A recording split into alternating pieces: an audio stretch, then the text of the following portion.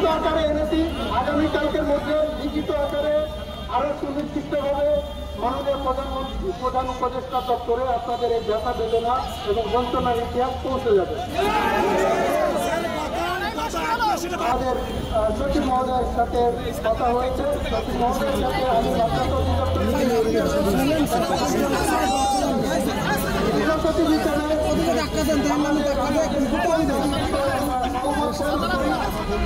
আমাদের ক্ষমতা আমরা আমাদের বক্তব্য এবং আমাদের যে বক্তব্য চাও পাওয়া এটা আমরা যথাস্থানে আমাদের মাননীয় শিক্ষা উপদেষ্টা মহোদয় সহ মাননীয় প্রধানমন্ত্রী পৌঁছে দিয়েছি। আগামীকাল লিখিত আকারে পৌঁছেছিল। তারা আমাকে অন্তত 3টি আশ্বাস দিয়েছেন।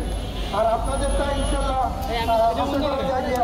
অবিলম্বে আপনাদের সকল দাবি দেওয়া মাননীয় লিখিত আকারে পাওয়ার পরে বিবেচনা করবেন। তো এখন যে তিনটি আশ্বস্ত আমরা পেয়েছি সেটা আপনি করেন যে আন্দোলনরত স্বতন্ত্র স্টেজের মাদ্রাসা শিক্ষকদের আগ্রহের জন্য জরুরি ব্যবস্থা গ্রহণের নিমিত্ত প্রধান উপদেষ্টা পরে পত্র প্রেরণ করা হবে। অলরেডি প্রধান উপদেষ্টা মহোদয়ের সাথে এবং দপ্তরের সাথে আমাদের মৌখিক আলোচনা হয়েছে। আপনারা হয়তো দেখতে পাবেন এখানে কিন্তু আপনাদের সাথে আপনারা টুপি করে আছেন।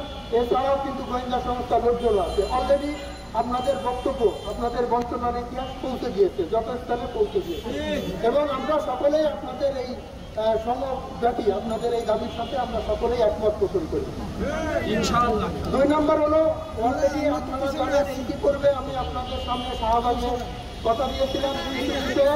আমরা কিছু কাজও করেছি।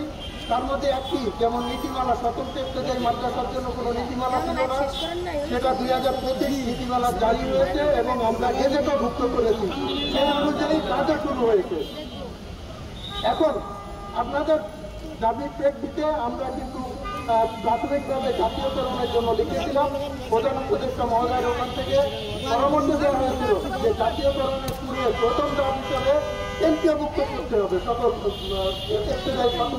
মাদ্রাসা যারা যোগ্য।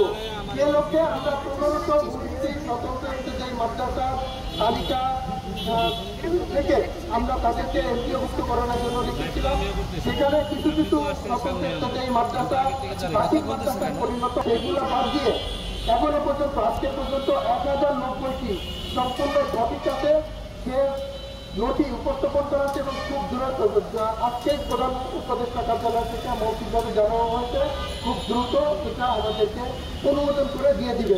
এটা হলো প্রথম কাজ। দ্বিতীয় ধাপে স্বতন্ত্র স্টেজের মাদ্রাসা তো আরো অনেক আছে। অন্যান্য যেগুলো বোর্ডভুক্ত এবং যাদের স্বীকৃতি আছে তাদেরকে সকল স্বতন্ত্র স্টেজের মাদ্রাসাকে আমরা এনপিওভুক্ত মাধ্যমে সরকারি বেতন কাঠামোর আওতাতে আনা হবে। এটা ছিল আমাদের বক্তব্য। আমরা তো পারলে আজকেই করে দিই, কিন্তু এটা যেহেতু নথি অনুমোদন হতে হয়, নথি প্রধানত আপনাদের 90% কাজ হয়ে গিয়েছে। এখন মাননীয় প্রধান উপদেষ্টা মহোদয় কার্যালয় থেকে মৌখিকভাবে আমাদেরকে জানানো হয়েছে 1090টি যে কোনো সময় অনুমোদন হয়ে আসতে পারে।